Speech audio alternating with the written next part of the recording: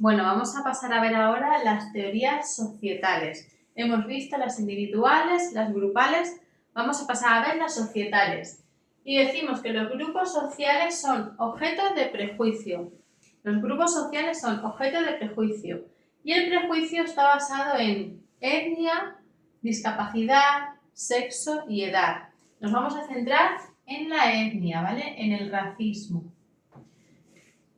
Dentro del racismo vamos a tener tres teorías que explican lo que es el racismo. Tenemos racismo moderno, racismo de prejuicio sutil y manifiesto y racismo aversivo.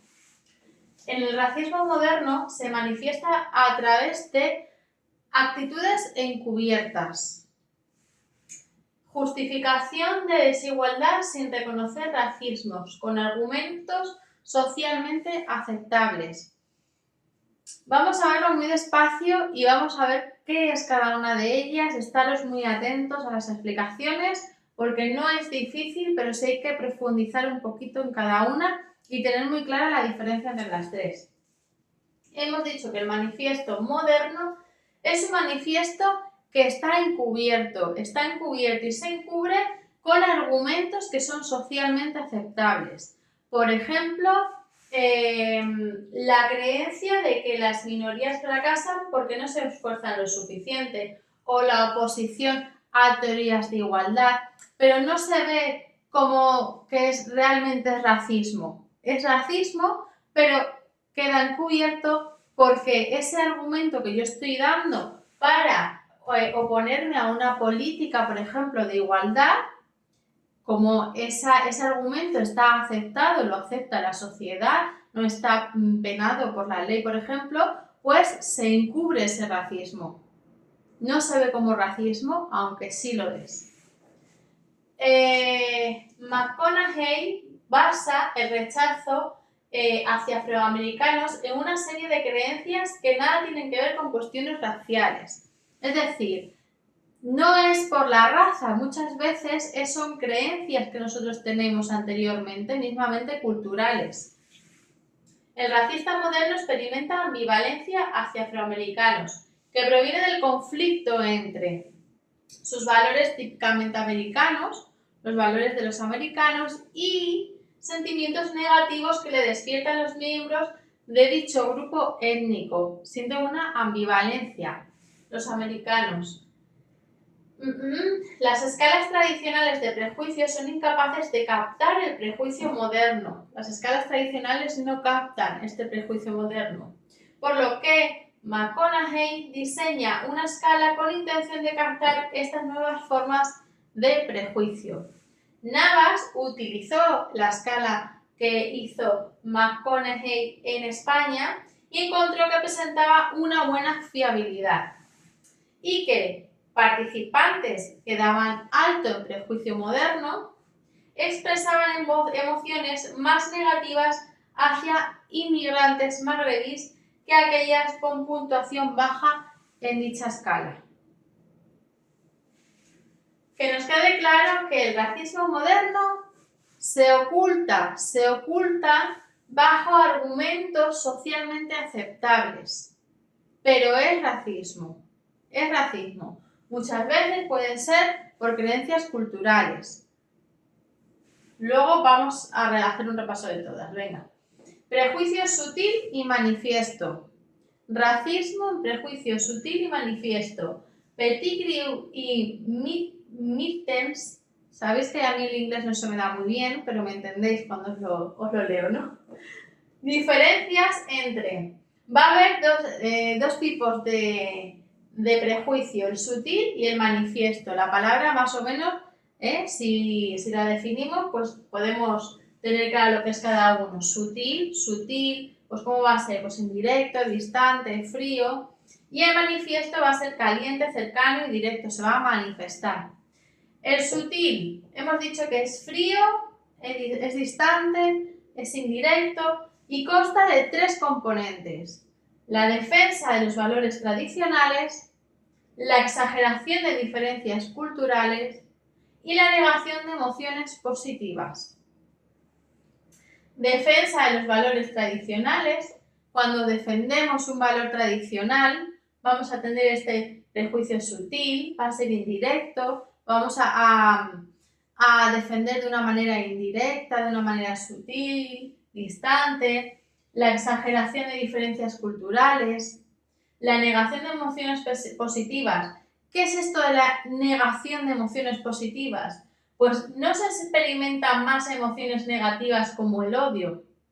Dentro del prejuicio sutil, esa negación de emociones positivas quiere decir que no se van a experimentar más emociones negativas como el odio, sino que la visión negativa hacia el exogrupo, el que yo vea al exogrupo negativamente, se va a producir porque vamos a experimentar menos emociones positivas.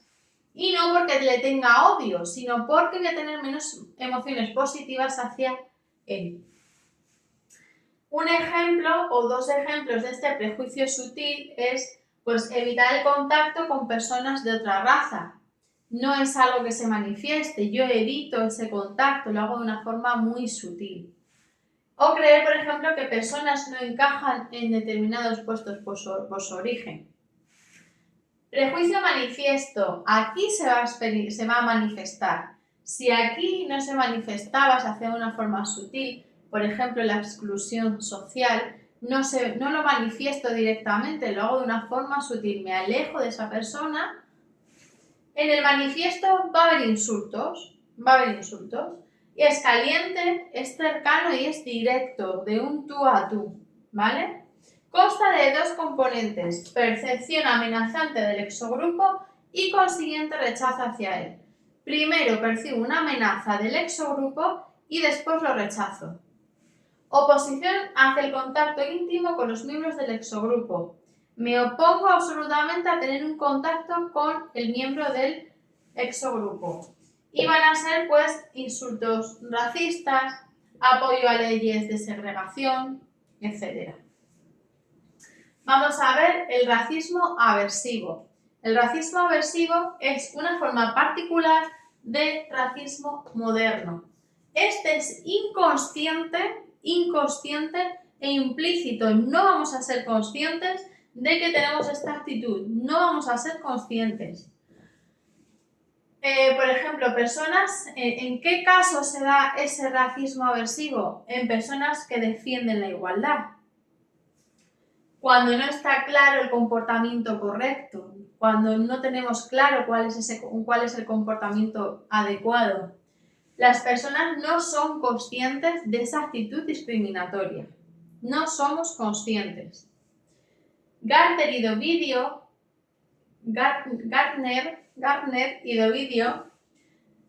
nos dice que este racismo aversivo surge cuando se produce un conflicto entre los valores igualitarios de una persona y los sentimientos negativos que le despiertan los miembros de una determinada etnia o grupo social. El racismo aversivo surge cuando se produce un conflicto entre los valores igualitarios de una persona, entre mis valores igualitarios y los sentimientos negativos que tengo hacia ese grupo. Suele ser más característico de personas con valores igualitarios, ya lo hemos dicho, personas que defienden la igualdad, personas con valores igualitarios que aquellos que no los tienen. Si los valores igualitarios no son importantes para la persona, no se va a producir el conflicto entre estos y los sentimientos negativos hacia los grupos, hacia el otro grupo. No es intencionado y no se siente odio. No es ni intencionado ni se siente odio. De hecho, somos inconscientes. No es intencionado porque no somos conscientes de que estamos teniendo un racismo. Y no sentimos odio. Es muy perjudicial para el grupo que lo sufre, siendo además muy difícil de combatir, porque no somos conscientes. Y si yo no soy consciente de lo que estoy haciendo, pues va a ser más difícil de combatir a si yo estoy siendo consciente. La discriminación hacia afroamericanos se produce cuando las normas sobre cuál es la conducta adecuada son débiles y ambiguas, lo que hemos dicho, cuando no está claro el comportamiento adecuado, se va a producir ese racismo aversivo cuando las normas pues, son débiles, son ambiguas, no están claras. El racismo aversivo influye en la selección de candidatos de un determinado puesto, en juicios interpersonales y decisiones políticas y legales.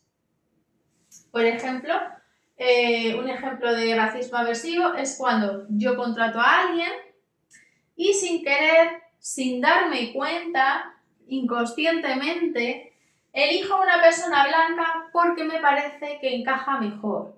No lo estoy haciendo de manera consciente. Yo tengo un candidato de una raza diferente a la blanca y un candidato blanco. Y yo tengo que elegir entre uno de los dos. De forma inconsciente, yo voy a elegir al candidato blanco porque creo que tiene o que encaja mejor para ese puesto. Vale, vamos a ver. Racismo moderno. ¿Qué hemos dicho del racismo moderno? Oculta el racismo. ¿Bajo qué? Argumentos socialmente aceptables. Se oculta ese racismo. No es que no sea consciente, sino que se oculta a través de creencias que tenemos y a través de argumentos socialmente estables. Se oculta. En el prejuicio sutil y manifiesto no se oculta, se ve, pero hay una forma más manifiesta, que es a través de insultos, más caliente, más cercana, más directa, y una forma un poquito más sutil, que es, por ejemplo, la exclusión social, que es fría, distante e indirecta. Pero aquí sí somos conscientes, sí vamos a ser conscientes de esa discriminación, de ese prejuicio, de ese racismo. Y en el aversivo no somos conscientes, no somos conscientes. Es consciente, inconsciente e implícito. Yo elijo a una persona de raza blanca porque yo creo que va a ser mejor para el puesto, pero la estoy eligiendo de forma inconsciente. No la estoy eligiendo porque la persona blanca yo tengo prejuicios con la... No. Inconscientemente yo elijo a una persona blanca porque yo ya tengo una creencia que me dice que la persona blanca es mejor, pero es de forma inconsciente. Pasa a personas que defienden la igualdad. Cuando no está claro el comportamiento correcto. Que nos quede un poquito claro lo que es cada una, esas diferencias que hay entre las tres, que, repito, esta oculta el racismo, hace actos racistas, pero los oculta para que no se vean como racistas a través de, por ejemplo, argumentos socialmente aceptables. Aquí hemos dicho que sí es consciente y sí es manifiesto, es sutil, pero es consciente y se ve a través de una exclusión social, a través de un insulto directo. Y en el aversivo no vamos a ser conscientes, ni es intencionado ni se va a sentir odio. Es algo que se hace absolutamente inconsciente. Dentro del racismo aversivo, este tipo de racismo va a utilizar medidas implícitas del prejuicio. Implícita es inconsciente e implícito. Por lo tanto, va a utilizar medidas implícitas y eso lo vamos a ver ahora mismo. Bueno, ahora sí vamos a las medidas implícitas del racismo aversivo. Implícitas y no explícitas, porque ¿cuáles son las explícitas? Los cuestionarios. ¿Hay un porqué en los cuestionarios? Pues que no se consigue una auténtica opinión debido a la deshabilidad social. Nosotros muchas veces respondemos según lo que creemos que va a ser lo deseablemente social o sociable. Para paliar los efectos de la deshabilidad social se han hecho varios estudios y eso los vamos a ver. Uno es el paradigma de la falsa conexión y otro muy importante es el test de asociación implícita. El paradigma de la falsa conexión dice que se conectaron a participantes a una especie de máquina de la verdad. ¿Qué pasa? Esa máquina se suponía que podía medir sus verdaderas actitudes a partir de relaciones fisiológicas. Las reacciones fisiológicas, que sabemos que puede ser pues, el sudor, neurona, movimiento de las neuronas, puede ser palpitaciones, movimientos oculares, en fin, millones, muchas reacciones fisiológicas podemos tener y no ser conscientes de ellas, ¿no? ¿Qué pasa? Que cuando las personas creemos que sus actitudes verdaderas se van a conocer a través de esa máquina de la verdad, ¿qué va a pasar? Pues que lo deseable, lo que no queremos, es a pasar por mentiroso. ¿Y qué va a haber? Pues el prejuicio manifiesto va a aumentar, pues vamos a ser como somos y lo vamos a expresar. Prejuicio manifiesto, recordar, el prejuicio manifiesto, cuando hay insultos, bueno, pues aquí no hace falta que se insulte, ¿no? Pero sí vamos a expresar eso que nosotros realmente somos. En el test de asociación implícita, IAT, en inglés sabemos que va todo al revés, pues test de asociación implícita, al revés, ¿vale? Esta prueba parte de la observación. Cuando dos conceptos están relacionados, cuando relacionamos dos conceptos en la mente de una persona, cuando en nuestra mente relacionamos dos conceptos, la asociación entre ellos se produce de una forma más rápida que cuando no lo está. Si una categoría racial, por ejemplo, como hemos estado viendo en Estados Unidos, afroamericano, es asociada más rápidamente a características negativas que el blanco, si mentalmente yo hago una asociación más rápidamente entre afroamericano y característica negativa, afroamericano, característica negativa, ¿qué me va a decir a mí esa asociación implícita? Que voy a tener prejuicio hacia la categoría afroamericano. ¿Sí? Medidas implícitas son mejores predictoras de las conductas espontáneas y de aquellas sobre las que se pueden ejercer control. Estas medidas implícitas van a ser mejores predictoras de conductas espontáneas y de aquellas sobre las que se puede ejercer control. No son fijas ni estáticas. Van a variar o se van a modificar en función del contexto social. Y las explícitas, que eran los cuestionarios, las explícitas, van a predecir mejor la conducta en situaciones en las que la deseabilidad social es importante. Hemos dicho que los cuestionarios pues muchas veces van a depender de esa deseabilidad social. Vamos a responder según lo que va a ser más deseable socialmente. Y para ello inventaron el test de asociación implícita, que va a controlar más las conductas espontáneas y sobre las que se puede ejercer un control, que es pues asociaciones de palabras con una emoción. Si a mí la palabra afroamericano me hace sentir emociones negativas, quiere decir que yo voy a tener un prejuicio ante la categoría afroamericano. Con esto hemos terminado y vamos a pasar al prejuicio basado en la discapacidad. Bueno, vamos a ver las discapacidades. Los tipos de discapacidad que tenemos son física, sensorial y mental. En la física y la sensorial vamos a tener un estigma de sentimientos de incomodidad y ansiedad durante la interacción con esas personas que tienen discapacidad en forma de estereotipos negativos. Vamos a tener estereotipos negativos hacia esas personas o nos vamos a sentir un poco ansiosos o incómodos cuando estemos con ellas. Y en las mentales va a haber un rechazo más pronunciado. Se va a basar en agresividad, imprevisibilidad. Bueno, vamos a ver, la discapacidad física es la discriminación personal. Discriminación personal percibida. ¿Qué percibo yo? ¿Qué discriminación percibo yo?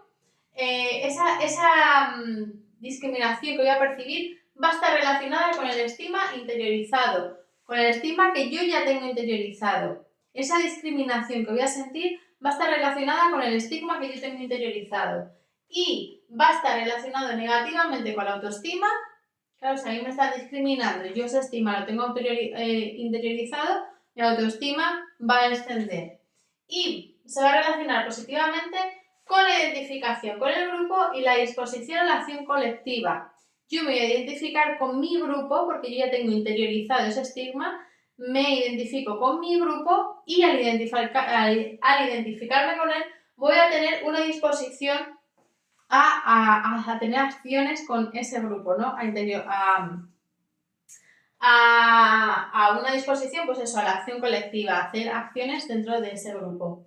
Solicitantes de trabajo con discapacidad física eran evaluados de forma más negativa que los solicitantes sin discapacidad, sobre todo en aspectos relacionados con las competencias, que se supone que son menos capaces, según esto, de hacer un cierto trabajo.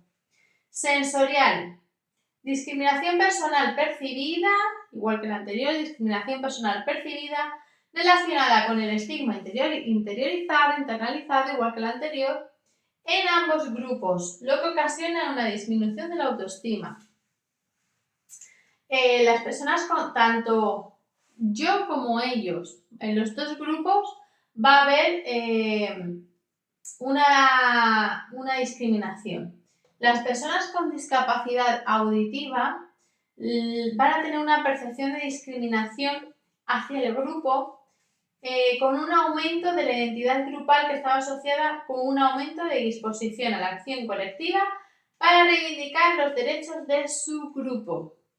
Repito, las personas con discapacidad auditiva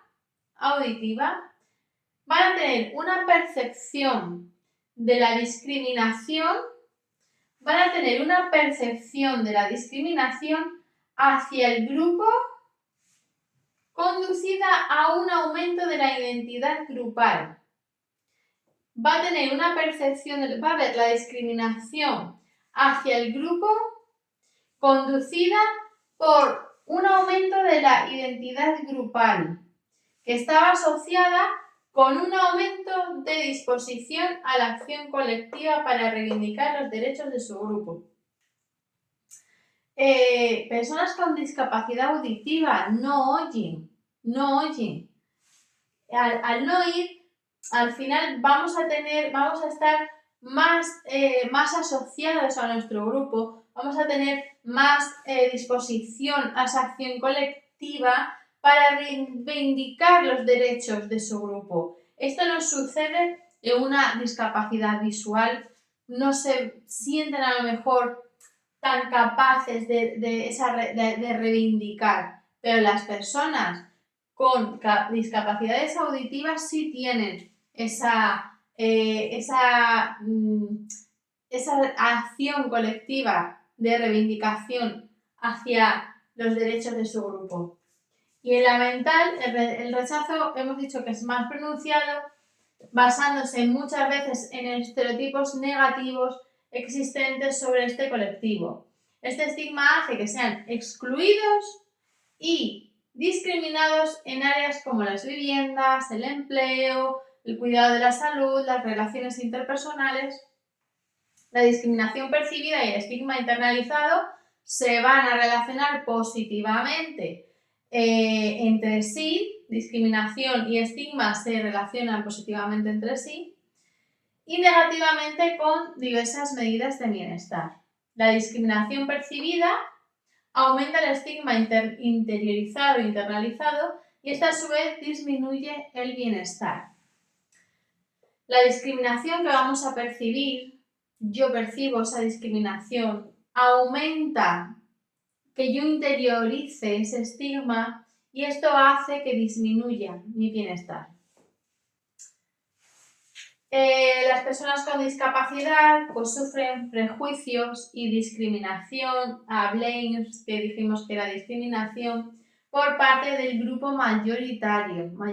Se supone que las personas con discapacidad son el grupo minoritario.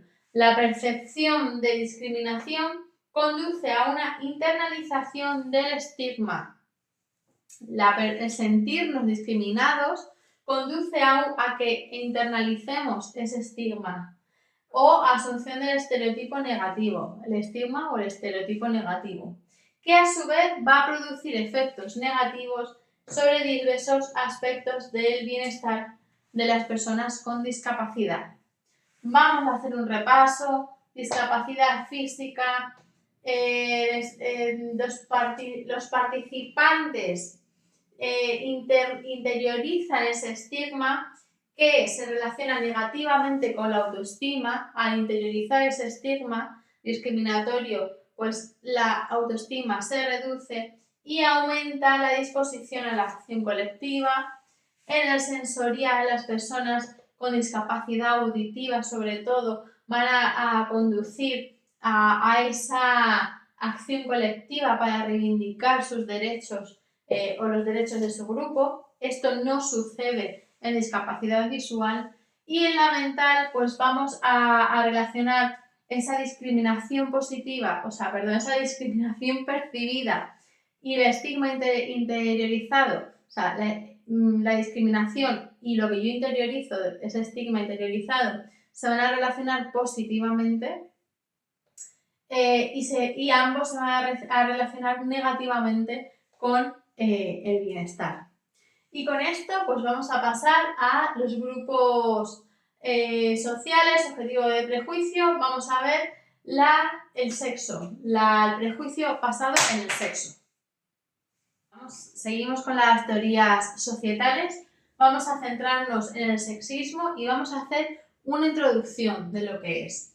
El sexismo tradicionalmente se ha considerado como una antipatía generalizada hacia las mujeres basada en una supuesta inferioridad como grupo. El sexismo tradicionalmente, de forma tradicional, se ha considerado como una apatía generalizada basada en una supuesta inferioridad como grupo de las mujeres. Glick y Fiske desarrollaron la teoría del sexismo ambivalente. Teoría del sexismo ambivalente, que decía que los sentimientos hacia hombres y hacia mujeres no son puramente negativos ni puramente positivos, sino que puede contener elementos opuestos al mismo tiempo. Eso es la ambivalencia. Se considera que el sexismo se manifiesta a través de una profunda ambivalencia en la que coexisten evaluaciones negativas y positivas hacia mujeres. El sexismo es diferente de otros tipos de prejuicio porque no existe ningún otro grupo social que esté tan íntimamente relacionado como entre grupos de hombres y mujeres. El sexismo ambivalente es un constructo multifacético integrado por dos subdimensiones: el sexismo hostil y el sexismo benévolo. En el sexismo hostil, por ejemplo, se dice que las mujeres son menos competentes y que por lo tanto no deben interferir en los dominios tradicionalmente masculinos. Sexismo hostil. Sin embargo, en el sexismo benévolo evalúa a las mujeres en un tono positivo mientras que éstas sigan desempeñando roles restringidos asociados con un menor estatus. Por ejemplo, ama de casa. Aunque son distintos, tanto sexismo hostil como sexismo benévolo son distintos uno de otro, pero se van a manifestar simultáneamente para mantener el estatus masculino en el que las mujeres ocupan desproporcionadamente posiciones de menor estatus. Estas dos formas de sexismo se van a articular en tres componentes: patriarcado, diferenciación existente entre hombres y mujeres, y heterosexualidad. Y estos tres componentes lo vamos a ver en ambivalente hacia hombres y en ambivalente hacia mujeres. Vamos a centrarnos en la ambivalencia hacia las mujeres. El sexismo, hemos dicho que dentro del sexismo teníamos tres componentes, que era el patriarcado, la diferenciación de género y la heterosexualidad, y que teníamos ambivalencia hacia las mujeres y ambivalencia hacia los hombres. Vamos a ver la ambivalencia hacia las mujeres. Dentro del patriarcado vamos a tener un paternalismo dominante y un paternalismo protector. Dominante y protector. El dominante, ¿cómo va a ser? Hostil. Y es la creencia de que los hombres deberían tener más poder que las mujeres, unido al temor de que lo usurpen. La creencia de que los hombres deben de tener más poder que las mujeres por miedo a que ellas los usurpen. Paternalismo dominante, paternalismo como padres, ¿vale? Como padres de las mujeres, ¿no? Como un poder por encima de la mujer por miedo a que la mujer lo vaya a usurpar. Paternalismo dominante, es hostil. Paternalismo protector, benévolo, padre que protege. Los hombres deben proteger y mantener a las mujeres de las que dependen, tanto en el ámbito público como en el privado. Es la sensación, ¿no?, de que el hombre rescata, que el hombre provee de recursos a la mujer. Diferenciación de género, la competitiva, que va a ser hostil, y la complementaria es benévola. Cuando se compite, competencia, asociar las palabras, ¿vale? Es una forma muy fácil de que los conocimientos se integren. Competitiva, cuando se compite entre dos personas, normalmente puede haber una actuación hostil. Bueno, pues competitiva, hostil. Las mujeres son inferiores a los hombres en ámbitos relacionados con la competencia. Los hombres son mejores líderes. Eso es la competencia, la competitiva, la hostil, la diferenciación de género competitiva. Diferenciación de género complementaria, benévola, se complementan. Las mujeres son el mejor sexo, pero en lo que se refiere a roles de género femeninos asociados a un estatus inferior. Las mujeres son maravillosas porque su rol de género complementa al masculino. Complementamos al hombre. En la heterosexualidad vamos a tener la hostilidad, como la misma palabra dice, hostil, y la intimidad, que va a ser benévola. La hostilidad, las mujeres utilizan el deseo sexual y el atractivo para manipular y controlar a los hombres, lo que alimenta esa hostilidad y ese resentimiento hacia las mujeres. Hostilidad. Intimidad. En las relaciones románticas heterosexuales son esenciales para la verdadera felicidad de ambos sexos. ¿Veis la ambivalencia entre una y otra, entre la hostil y la benévola?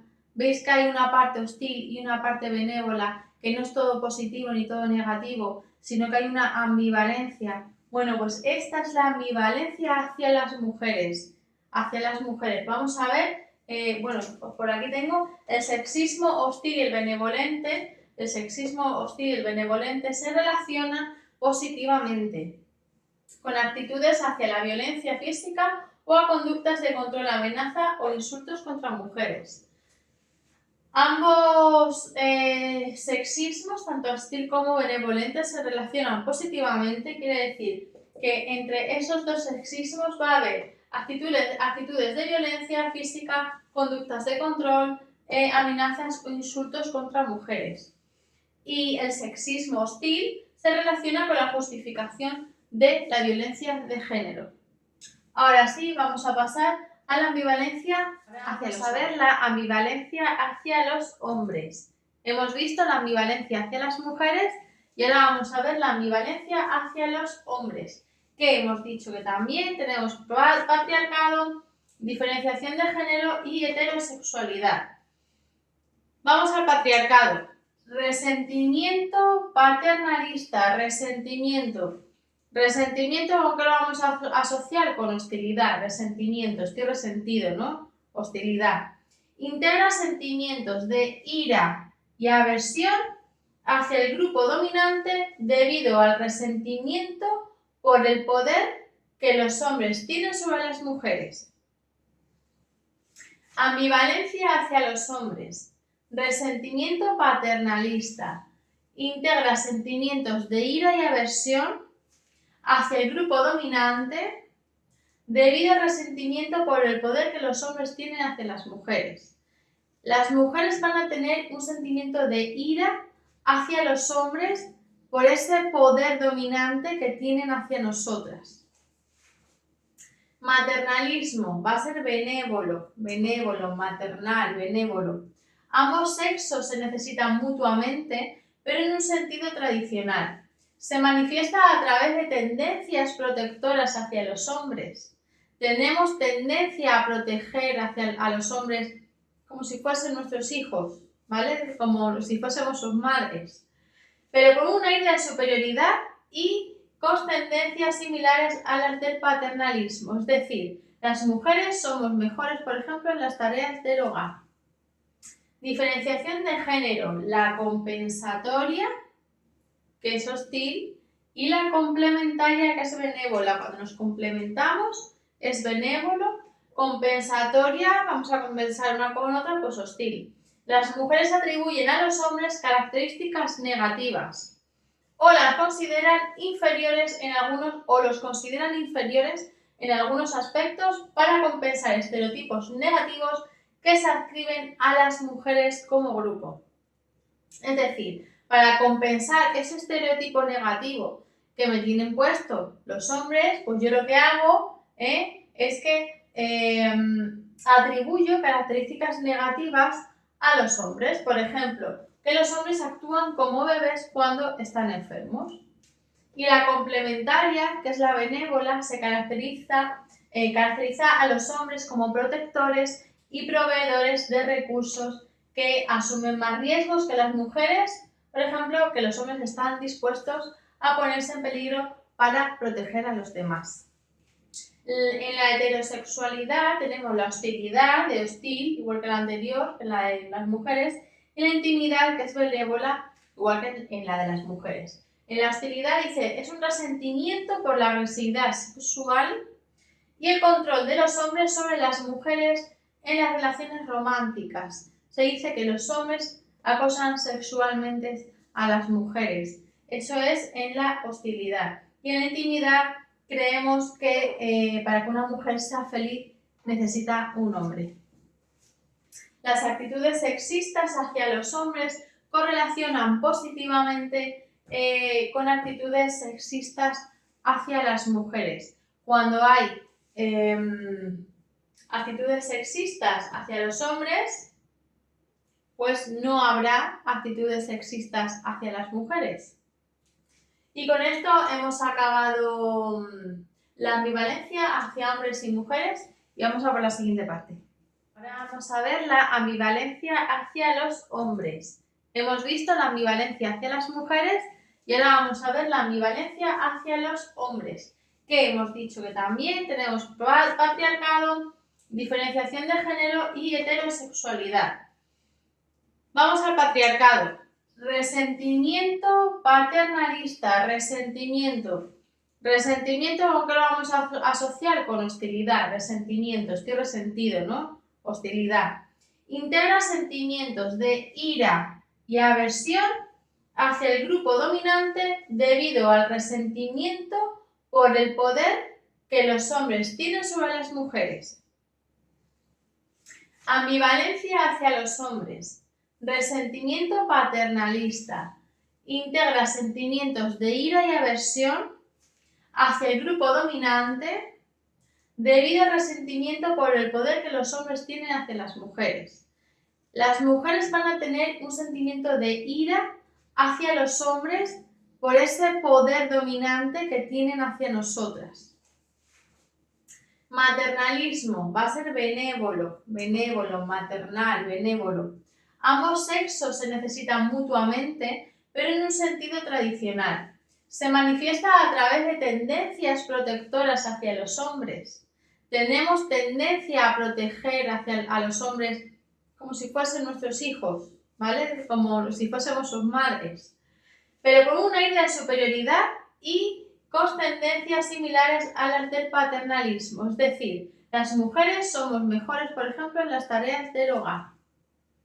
Diferenciación de género, la compensatoria, que es hostil, y la complementaria, que es benévola. Cuando nos complementamos es benévolo, compensatoria, vamos a compensar una con otra, pues hostil. Las mujeres atribuyen a los hombres características negativas o las consideran inferiores en algunos, o los consideran inferiores en algunos aspectos para compensar estereotipos negativos que se adscriben a las mujeres como grupo. Es decir, para compensar ese estereotipo negativo que me tienen puesto los hombres, pues yo lo que hago es que atribuyo características negativas a los hombres. Por ejemplo, que los hombres actúan como bebés cuando están enfermos. Y la complementaria, que es la benévola, se caracteriza a los hombres como protectores y proveedores de recursos que asumen más riesgos que las mujeres. Por ejemplo, que los hombres están dispuestos a ponerse en peligro para proteger a los demás. En la heterosexualidad tenemos la hostilidad, de hostil, igual que la anterior, en la de las mujeres, y la intimidad, que es benévola, igual que en la de las mujeres. En la hostilidad dice, es un resentimiento por la agresividad sexual y el control de los hombres sobre las mujeres en las relaciones románticas. Se dice que los hombres acosan sexualmente a las mujeres. Eso es en la hostilidad. Y en la intimidad creemos que para que una mujer sea feliz necesita un hombre. Las actitudes sexistas hacia los hombres correlacionan positivamente con actitudes sexistas hacia las mujeres. Bueno, vamos a hablar del edadismo. El edadismo, James, es la discriminación hacia los mayores debido a su edad cronológica. Butler dice que es un proceso de estereotipo y discriminación sistemática por el hecho de ser mayor. Y Iversen nos dice que las personas pueden tener sentimientos sesgados sobre las personas mayores y o adoptar conductas discriminatorias hacia las personas mayores a partir de categorizaciones o de los estereotipos basados en la edad. Iversen nos dice, va a abarcar 3 dimensiones en el edadismo, una dimensión cognitiva de estereotipos, una dimensión conductual de discriminación y una dimensión emocional del prejuicio.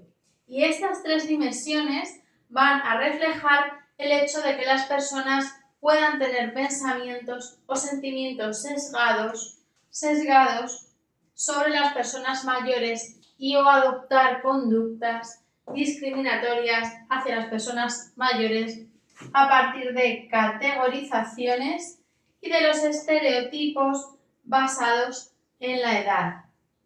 Iversen nos dice que ese edadismo va a tener que ver con sesgos, categorizaciones y estereotipos basados en la edad. También nos dice que el edadismo puede ser sistemático o causal y dirigirse tanto a individuos como a grupos. Puede ser consciente, explícito o inconsciente, implícito. Puede ser directo o indirecto. Puede expresarse a lo largo de 3 niveles: intergrupal, intragrupal e institucional, y que conlleva a que las personas mayores sean más vulnerables a la discriminación y que las mujeres mayores son más devaluadas que los hombres. Vamos a seguir hablando del edadismo y vamos a ver diferentes partes de él. Bueno, ahora vamos a centrarnos en las perspectivas teóricas del edadismo. Vamos a ver que tenemos 3 niveles, el nivel micro, el nivel meso y el nivel macro, y vamos a profundizar en cada uno de ellos. Nivel micro. Hablamos del individuo, de los estereotipos, emociones y conductas del individuo. Tenemos la teoría de la gestión del terror de Becker y la internalización del estereotipo de Levy. En la teoría de la gestión del terror Becker postula que el deseo humano de supervivencia, unido al conocimiento exclusivamente humano de la muerte, ese conocimiento de que la muerte es inevitable y nos va a generar una ansiedad existencial en que las personas intentamos reducir. Para ello, para reducir esa ansiedad existencial, mantenemos la fe en cosmovisiones o sistemas culturales de creencias de carácter prescriptivo, que representa la vida humana como significativa, importante y duradera. La teoría de gestión del terror de Becker dice que, que el ser humano, somos conscientes de que nos vamos a morir, que nos genera una ansiedad existencial y que para ello, mantenemos la fe en cosmovisiones o sistemas culturales de creencias de carácter prescriptivo, que presenta la vida humana como significativa, importante y duradera. Cuando las personas percibimos que somos aprobados socialmente por compartir esas prescripciones del sistema de creencias, nos percibimos como seres humanos significativos en el mundo y que tenemos sentido, y al hacerlo incrementa nuestra autoestima. Es decir, que nosotros, cuando nos sentimos aprobados por pertenecer a ese sistema de creencia, ya sea fe en cosmovisiones o sistemas culturales de creencia de carácter prescriptivo, nos vamos a percibir como seres humanos significativos y al hacerlo va a aumentar nuestra autoestima. Estas percepciones nos permiten amortiguar la ansiedad existencial a pesar de ser conscientes de que somos vulnerables y mortales. Y la internalización del estereotipo de Levy nos va a decir que la exposición a estereotipos negativos, exponernos a estereotipos negativos sobre el envejecimiento, a largo plazo, toda nuestra vida conduce no solo a que los interioricemos, sino a que también los asumamos durante la vejez, a menudo de forma implícita e inconsciente. O sea, exponernos a estereotipos negativos sobre envejecimiento va a hacer que los asumamos durante la vejez y que además los interioricemos de una manera implícita e inconsciente. La exposición a estereotipos negativos afecta negativamente a la capacidad cognitiva y a los comportamientos de salud de las personas mayores. Provoca un estrés adicional, puede que atribuyamos los problemas al proceso de envejecimiento o los minimicemos deliberadamente para negar estereotipos negativos. Por ejemplo, no buscar la asistencia médica necesaria o incluso rechazar un tratamiento que podría salvarles la vida, ya que perciben el edadismo como institucionalizado. Pasamos al nivel meso. Este nivel es de organizaciones y entidades sociales. ¿Y qué nos dice? Que el edadismo es omnipresente en todos los ámbitos sociales del mundo desarrollado. Para comprender el edadismo en el mundo laboral, los estudios apuntan a diferentes tipos de discriminación por motivos de la edad. Por ejemplo, comportamientos que se producen en estricta relación con la situación laboral del trabajador. Por ejemplo, en la selección del personal hay mucha discriminación por edad en la selección de personal. De hecho, hay en muchos puestos donde hombres y mujeres con cierta edad les es imposible prácticamente entrar. Y las prácticas que tienen lugar dentro del entorno laboral. Esto es, cuando todavía no estás en el entorno laboral, la selección de personal, pero esto ya es una vez dentro del entorno laboral. Por ejemplo, cobrar menos que un trabajador joven. Stipka, tienen nombres retorcidos, Stipka y Turek distingue entre dos tipos de discriminación por edad en el mercado laboral. La discriminación dura y la discriminación blanda. En la dura, discriminación a la hora de contratar o despedir, por ejemplo, o subidas de salarios. Eso es una discriminación dura, digamos que más externa, no tan interna, por ejemplo, no tan emotiva, ¿no? Más pues a la hora de contratar, de despedir, subidas, bajada de salario.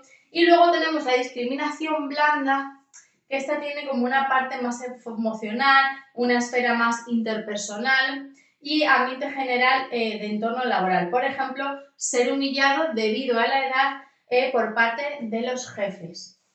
Y vamos a ver el nivel macro, que es el edadismo institucional. Acciones negativas inherentes al funcionamiento de cualquiera de las instituciones de la sociedad, incluida empresas públicas y privadas, escuelas, hospitales o política. Por ejemplo, el pensamiento de que las personas jubiladas pueden agotar a corto plazo el sistema de pensiones de la seguridad social.